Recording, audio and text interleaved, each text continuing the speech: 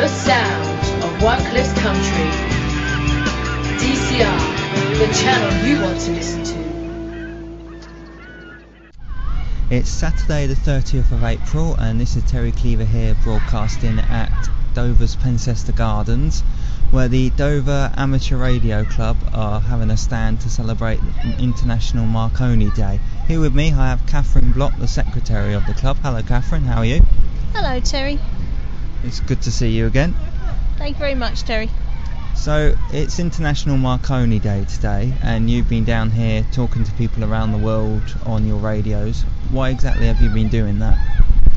We've been down here to celebrate Marconi. Marconi was the inventor of radios and it's a significant date in the calendar for a lot of amateurs in the world, and we're down here specifically in Dover to advertise our club and for the local people to find out a bit about what we do.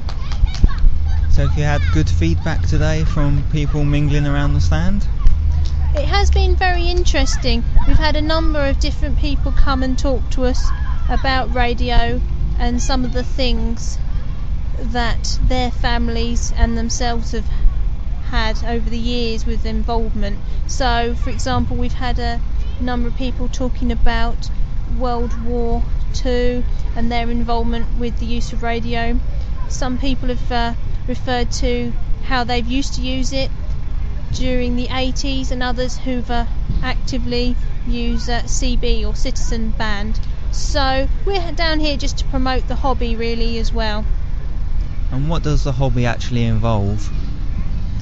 Okay, to become a licensed radio amateur you have to first undertake a course and pass an exam, and this is involving radio electronics. Now the first license, the foundation license, is quite basic and a number of school children have passed it, so for most it is quite accessible. We're hoping to run our next course in September. Part of the hobby is communicating with different people across the world, so we use radio to talk to each other.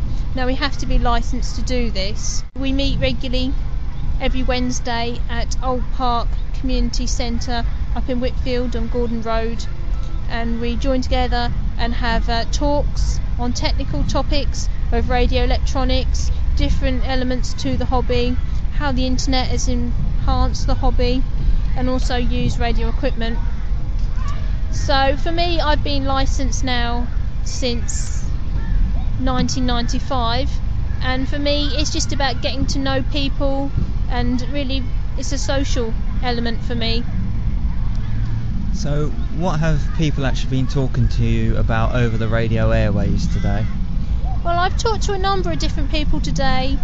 I've spoken to people locally in Dover and as far afield as Romania and the USA. We have a number of friends we have in Texas who we regularly talk to, and because of the ongoing conversations every other day, we've built up quite a rapport with these different people. And but people we don't know, we've not spoken to before, it may just be information about where they live, so we might find out a little bit about their town in Hungary or in Japan. A number of months ago now we had an event involving the Guides and Brownies to do with their Thinking Day on the Air event, and it was very interesting to speak to a number of Japanese stations, and this was before the tsunami, so it was very interesting to find out about Japanese culture and what they did in their everyday lives. But we were quite worried actually after the tsunami, wondering what happened to them, but through the radio we were able to speak to them again and find out that they were all okay. That's good news then, isn't it? So what other events do you do locally that are coming up?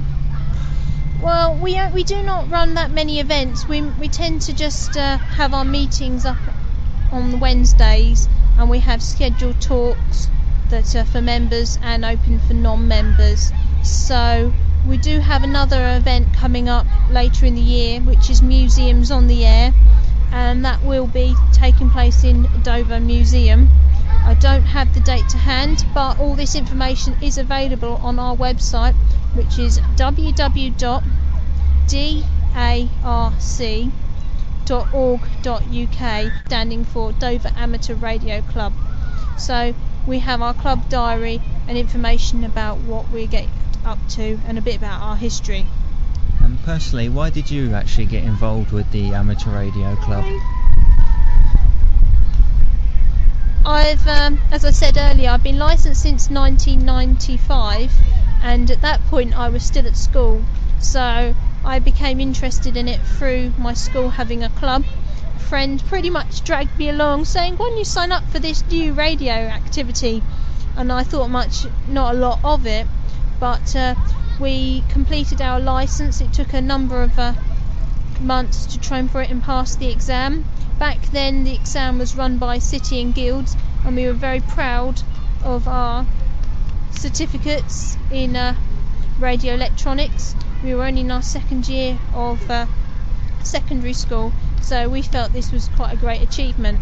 So from that point onwards I've just got more and more interested in it, and as the years have gone by the hobby's really changed with the rise of the internet.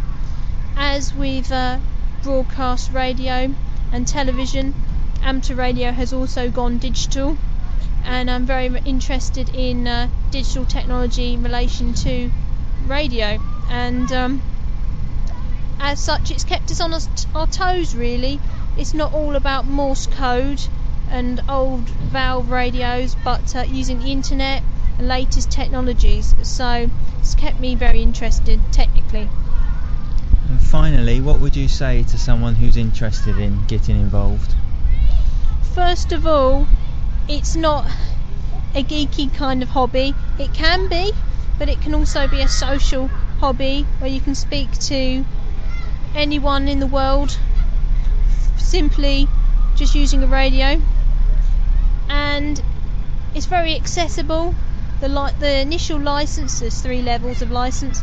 The initial level is not too difficult to use, and it's very enjoyable. I've been licensed since 95 and I'm still active in it, so it's just the social element of being able to mix with technical minded people and have fun chats, I suppose. Thanks very much, Catherine. The sound of Wycliffe's country. DCR, the channel you want to listen to.